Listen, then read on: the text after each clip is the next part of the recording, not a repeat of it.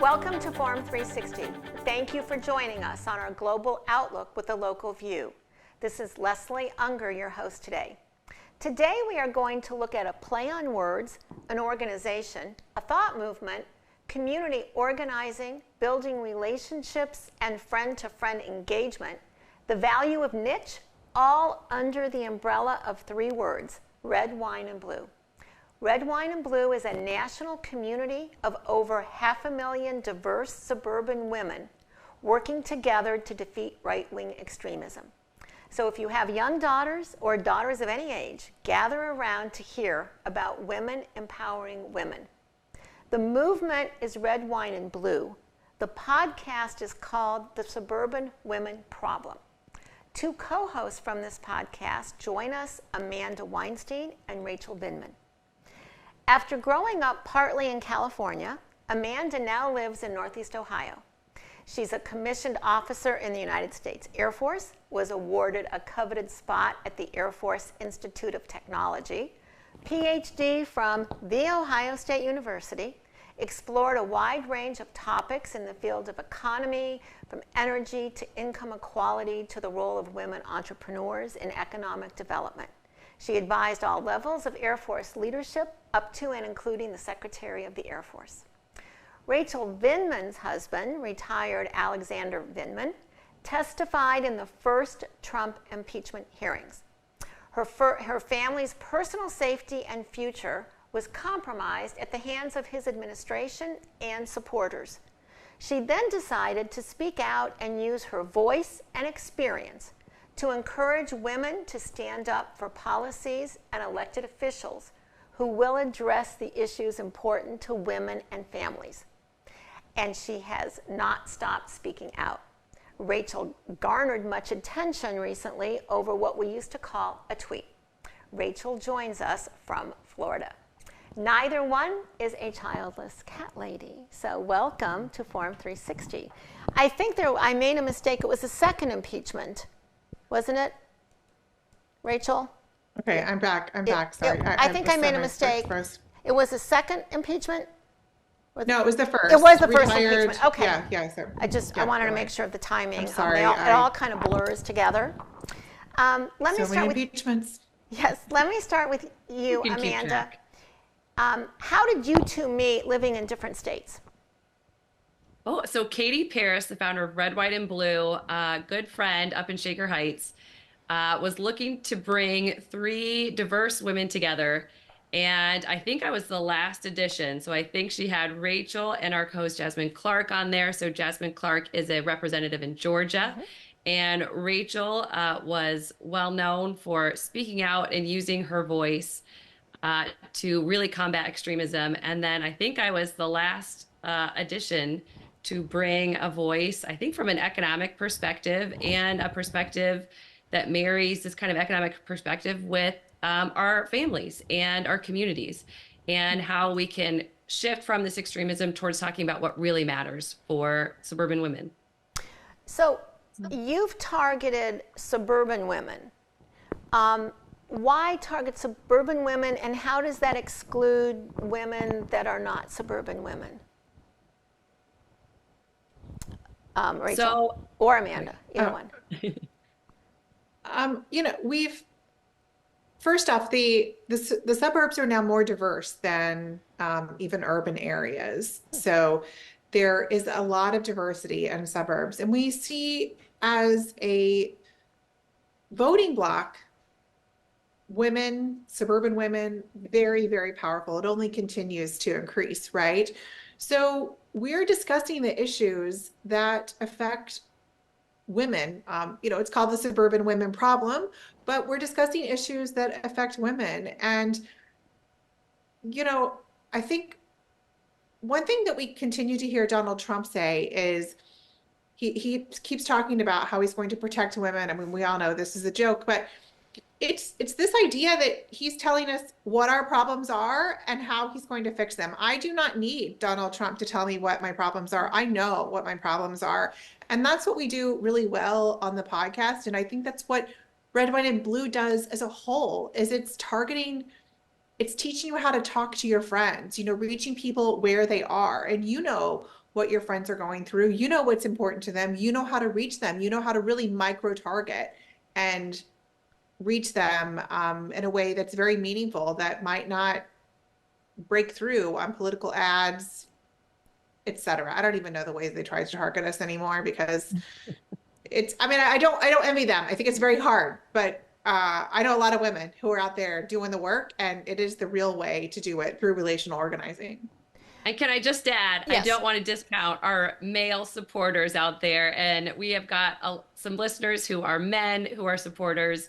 And really, I think it's about what Rachel said, it's lifting up the concerns and voices of women and our real concerns that's really going on in our lives that isn't often heard. And we get a lot of support also from men and, people that are all over the country.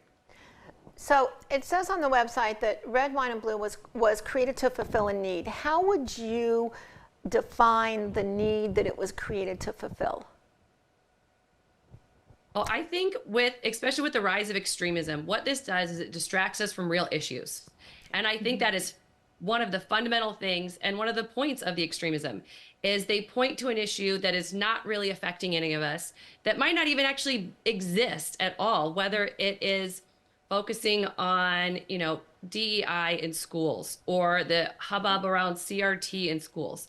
It is distracting us from what is really affecting us.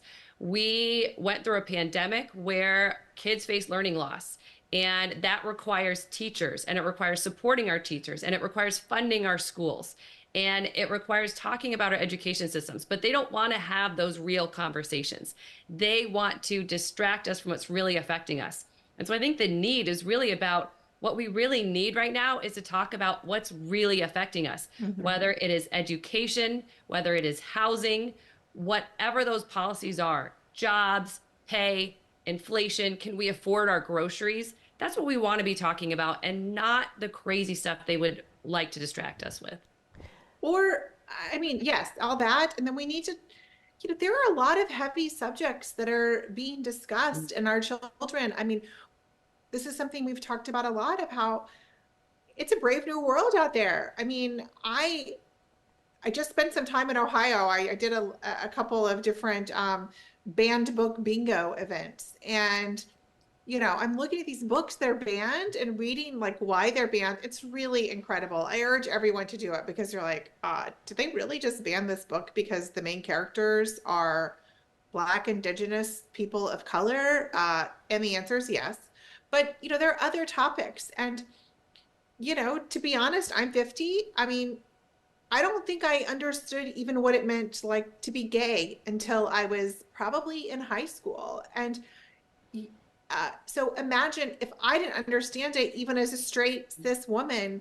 There were undoubtedly classmates of mine who were gay, but they didn't understand it in any way, because there were no books, there were no TV shows, there was nothing about it.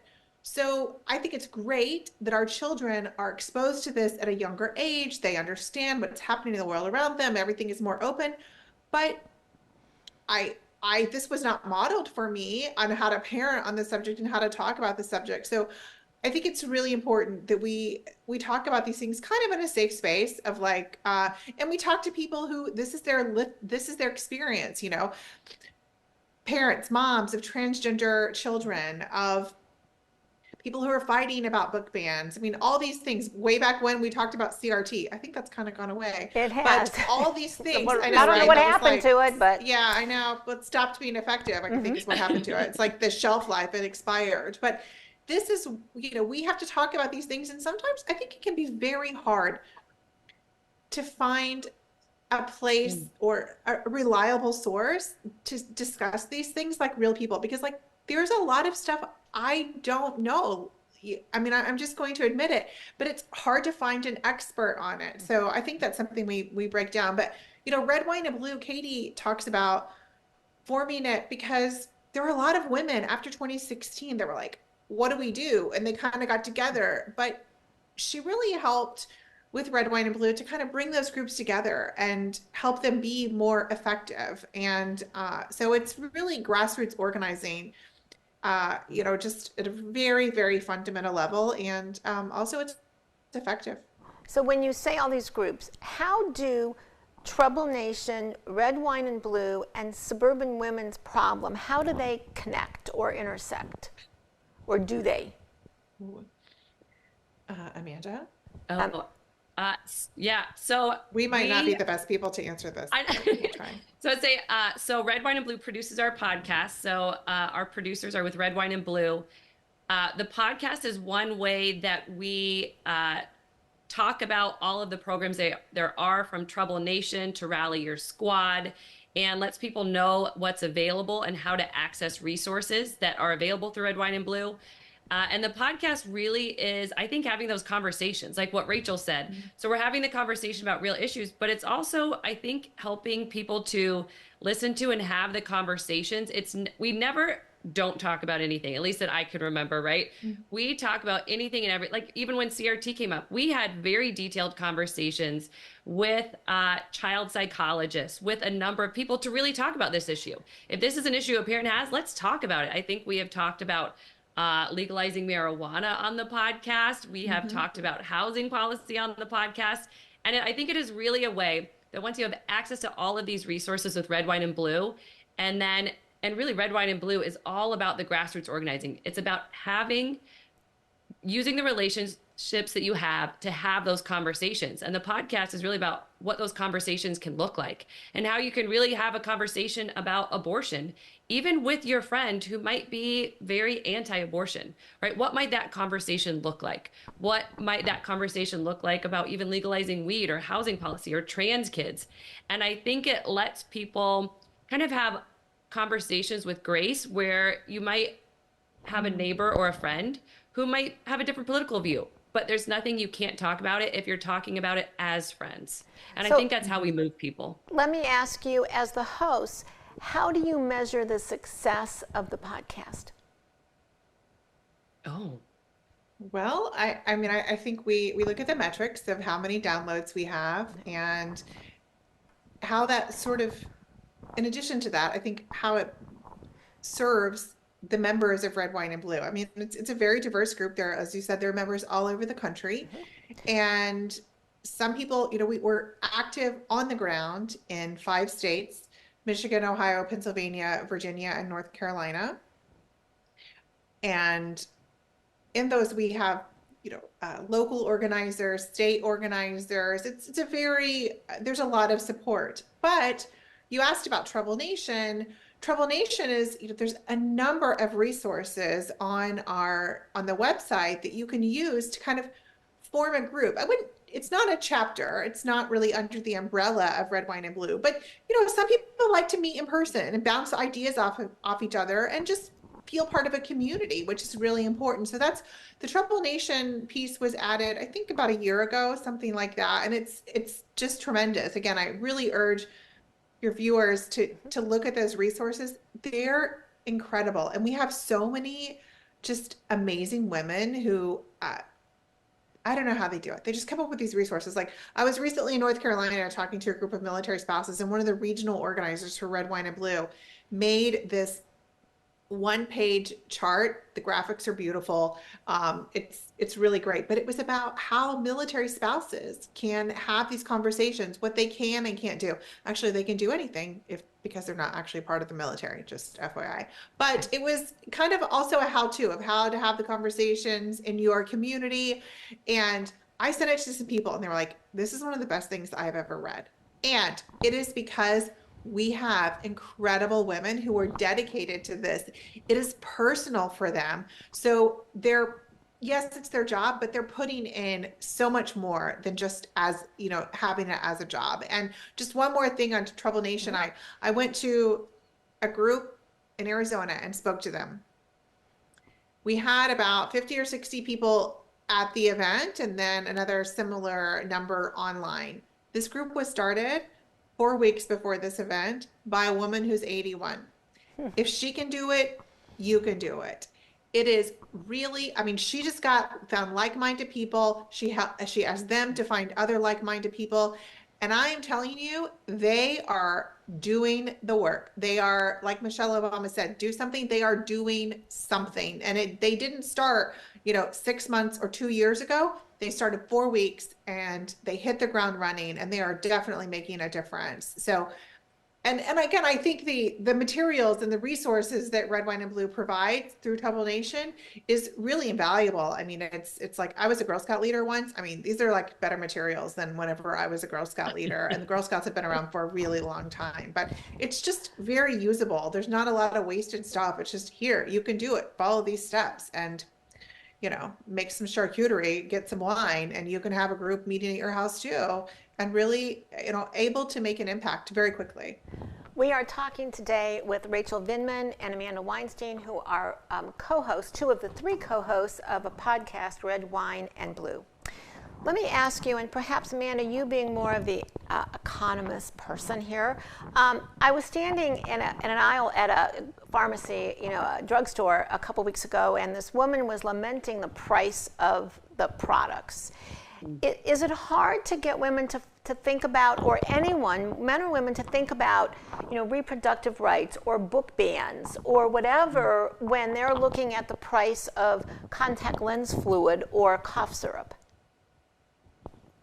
Yeah, I mean, I think that's part of the issue with some of the book bans. Is the point is to ignore the real issues. And I think even when we talk about the price of a lot of things, what's also missing from the conversation is what can we do about it? And I think that is a larger conversation that we need to have. And part of the issues with what the price of with drug prices, with prescription prices, with grocery prices, and inflation in general, is that housing prices have gone up. And when housing prices eat up such a large portion of your budget, when groceries go up, it makes a big deal. But if housing prices were less of a big thing in our budget, then inflation wouldn't be quite as big a deal. Drug prices wouldn't be quite as big a deal.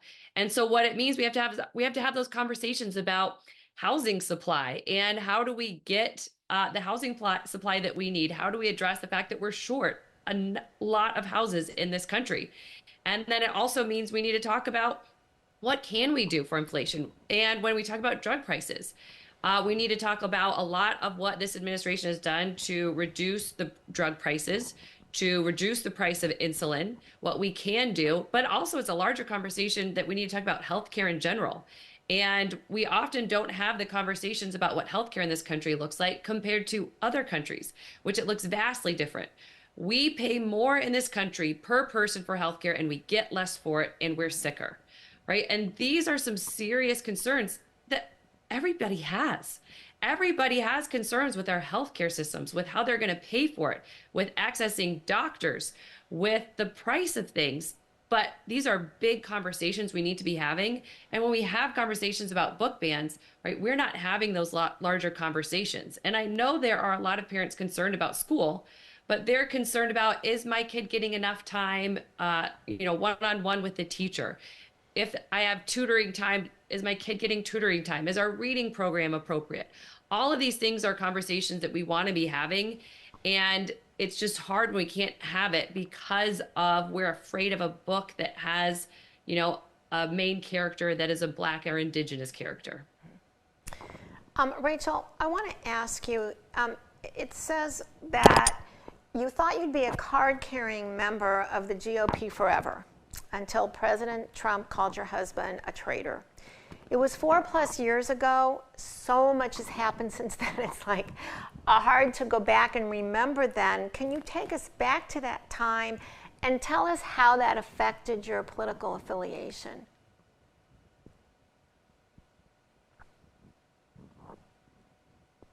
Sorry. Sure. So actually, it's about 5 years ago now. That time was uncertain, I think would be a good way to characterize it, for both our family and the nation in a lot of ways. But it was 2019, the fall of 2019. And I mean, it was terrifying because I had watched for 3 years what Donald Trump had done and what his supporters had done to anyone who dared to contradict him. Nothing's changed. We've only seen more of the same in the last 5 years. So I don't know if I've gotten numb to it, or I'm not afraid of it, or it's just become like a regular part of my day, or I think all of us have to a certain extent because it's become so normal. But my husband sort of casually mentioned to me that there was a whistleblower, and from there, actually, the story is he said there was a whistleblower. Have you heard about it? We were in bed getting ready to go to sleep, and I said, I heard something, but I meant to look it up and I didn't have a chance. And he was like, so tomorrow, can you please call and check on my professional liability insurance? And then he just rolled over and went to sleep. And I did not sleep. I was awake all night and I read all about the whistleblower. And then it was probably the next week, I think, when the whistleblower's report became public. And that was the first time my husband read it. And he realized his role in the whole thing once the report was public. And we started making preparations for him to be subpoenaed to testify, because I think already at that point or shortly after, they were subpoenaing people for individuals to testify in the closed door testimony. So you all saw my husband, I guess, maybe when he was reporting for that closed door testimony. And that is certainly when our life changed. 3 weeks later, he testified publicly. He has his own little tagline, "Here Right Matters." That's when he said it. It wasn't planned. And you gotta roll with it. That's life, right? Like, it's not anything we expected, but it is sort of what happened. Well, it is what happened, but it is, just it's I guess you could say doing, the next right thing. You're just taking the next step and hoping that it works out. But I do think if you are acting in good faith, that things do eventually work out. I always say the truth comes out in the end. And I firmly believe that, even in this really tumultuous time that we are in our country. And I think it's important to recognize that. People want to say we've had tough times before. Maybe this is worse. Maybe it is. I don't know. I didn't live through the other ones. But I do know that we have gotten through hard times, and we will get through this. But we have to keep doing the next right thing. And it is hard. There's a lot of headwinds against us. And as we go into these final, weeks of this election, we see it as an end point for sure, but it is an important one, but it's not the last one. And we have to, that's why what we're building with this grassroots, with Red, Wine, and Blue, with Trouble Nation, is so important. With our podcast, A Place to Get Information, all this is so important because we are building on something that still needs to exist the day after the election, for the next election. There will still be more contests. There will still be more hurdles that we have to cross. And that is why these really genuine grassroots efforts give people a home and a place, and they can mobilize quickly. And all of this is very important, both on a community level and a local level and on our national level. And I mean, we got the ground game, girls. We're doing the work. And I think, we are going to be okay. But the important thing is that we stay connected with like-minded people. And that doesn't mean ignoring the others, but it does mean that we stay connected and we stay plugged in and we know what's happening in our community and our country in any way that you can find out without damaging your mental health, because some days it is too much. And I say that and that's the day to binge on seriously. Netflix. That's the day I binge on Netflix. Yes. I mean, it's true. Watch Emily in Paris. Rewatch it. Watch Ted Lasso. Rewatch it. Over and over and over again. Thank you, Royal Pains. Let me ask you, in the minute that I have left, if Amanda, you had a magic wand, how would you change it? How would you use it to change one thing in the world in a sentence? Oh, one thing. Oh, you know what? It would really, we were at the Holocaust Museum in Cincinnati, and I remember you got to talk to one of the Holocaust survivors, and it was actually the AI version. So you could ask her any question you wanted to answer. And I asked her, how do we avoid the next Holocaust? And she had one sentence, and it was talk to each other. And I think really what I see over and over again is we have a few very vocal, anonymous people saying terrible things. The vast majority of Americans are good people who want the best for their families. And when you talk with people, that is what you see over and over again. I would just wave the wand that we would all have more of those conversations heart to heart with each other. Thank you. And is there one word, Rachel, if your magic wand worked, is there one word that you could give us? Or three? I'll give you three. Oh. I would say be genuine. Okay. Okay. Yeah. Do any of these hit a chord with you? Making a local impact, connecting with women who get stuff done, taking your grassroots